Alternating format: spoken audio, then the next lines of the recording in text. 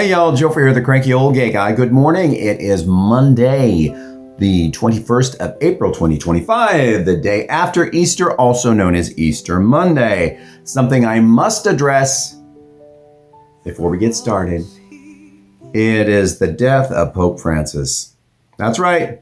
The Pope flew away to wherever he's going this morning, which in Italy is probably yesterday, but it was Easter Monday in the AM. Pope Francis has died after an ongoing illness. The last time he was in the hospital, I think, was for pneumonia, which means that Catholics around the world are now in mourning. Something I would like to talk about a bit is religion, and I know a lot of people out there are religious. Personally, I am not, but a lot of times politicians hide behind the scrim of religion. In that they say, well, as a Christian, blah, blah, blah, or Jesus said, blah, blah, blah. But they are very picky and choosy when it comes to what they put forth. At one point, they care nothing for the poor, yet if they're true Christians and followers of Jesus Christ, they would be helping the poor. They are very capitalistic, and I'm a good Christian, and we need to do this, this, and this, and stop harming, I don't know, Tesla. Well, as a good Christian, shouldn't you be, rather than supporting the super wealthy, the money changers, the tyrants, the lords, etc., and help the everyday people? Now, I wasn't a big fan of any of the popes. However, Pope Francis was considered the most liberal pope, I believe, in pope history, in that he didn't, I want to say, support gay marriage, but he also, in the same way, condemned homosexuality but didn't condemn it. I don't know his exact words because, it kind of comes and goes when I hear this stuff and it's like, whatever. And there were times that the conservative Catholic base were against him because of his stance on women, his stance on homosexuals, his stance on infidelity, his stance on all sorts of things. I believe the Pope at one point also stated that there were ways that divorce could be acceptable. Now, I might be wrong on that, but I thought I read an article about that because the super conservatives were attacking him for that. Well, now he is gone.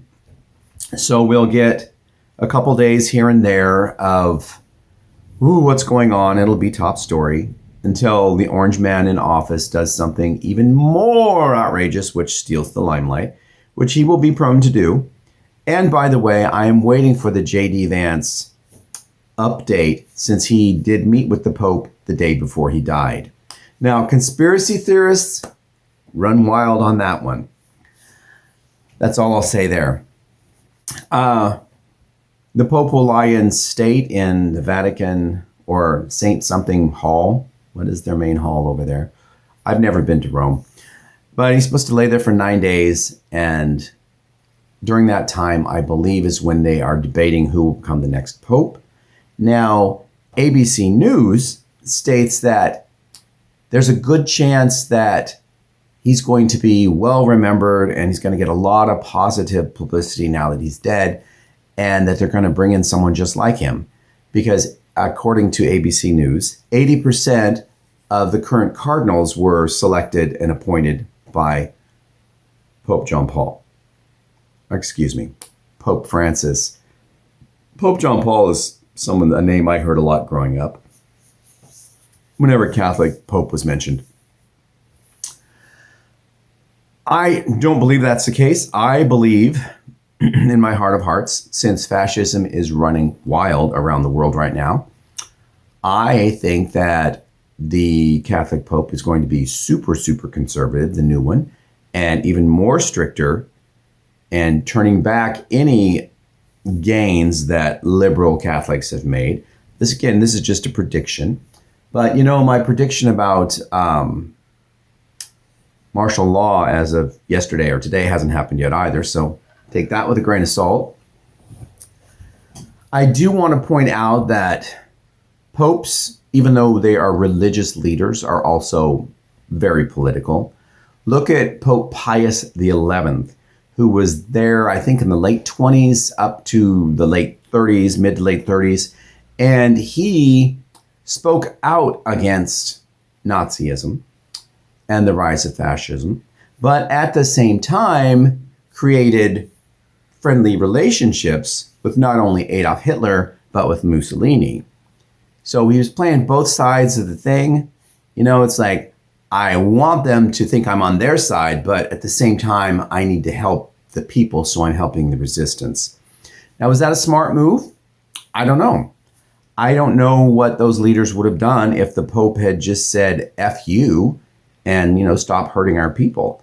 Now, Pope Pius XII came in, and although those relationships existed, Pope Pius XII, I believe, was much more anti-fascist. However, again, I'm not sure which one it was, 11 or 12, but they gave Mussolini information on a lot of sympathizers who were anti-Mussolini, and they were all rounded up and gotten rid of.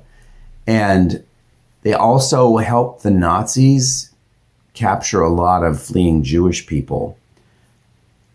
What was that case? I remember reading it, how the Pope undermined the Jewish cause because they came to the church for help, and the church said they would help. And then the church ended up handing them all over to Nazi forces. Now, I don't know if that was the Pope actually doing that or if it was cardinals under the Pope. I just know that it left a big stain on the Catholic Church because of the way that they treated Jews who were trying to flee Nazism. That's all I have on the religious state of the world right now. Because again, I'm not religious. I've read a lot about different religions, but do you like these? Yeah, these are readers as well. They're kind of cool, and they have hinges that spring out as well as in, and I think they make me look studious. They're a bit of a tint. I'm getting light from the kitchen, so there's a glare, so we will take those off. Since I'm not reading anything, I don't really need to be wearing readers right now. I had my Harry Potters on earlier. I know, fun, right? So I blathered on quite a bit about religion. And since I'm not religious, should I really be talking about that? Instead, let's talk about, paganism, because paganism is always fun, right? And when we talk about paganism, let's talk about Wicca. Wicca, which the way I interpret it, is a philosophy, much like Buddhism, but it's also considered a religion because it picks up religious tendencies, and you have spells and rituals. And Wicca, by the way, is not some evil force. My understanding of it is it's natural in that it plays off the forces of nature, nature's energies, nature's remedies, all that kind of stuff. So there's nothing demonic about Wicca. Wicca is just not traditional religion. And I should probably, read more about Wiccan, but I don't know. I have my own personal philosophy, and it's neither Wiccan and it's not religious, and it's kind of a live and let live unless someone really comes after you, and then I encourage you to fight back with everything that you have. But if the neighbor wants to have pink hair, I don't care. If the neighbor wants to put a cross in their yard, and words or a poster that says Jesus saves, I don't care. As long as they don't do it where I live, as far as like on my property, as long as they're not harassing me or attacking me, I'm cool with that. Now, if they're doing that to someone else and I know about it, that's a different issue, even though it might not be against me. It might be against the trans couple across the street. Well, I probably, in most cases, will speak up. I won't attack the attacker, but I will talk to that person and tell them that, hey, what you're doing isn't cool. How would you feel if they did this, this, and this to you? And hopefully get resolution. Now, in my neighborhood, that has not happened. I live in a mixed neighborhood. And by mixed, I don't mean color.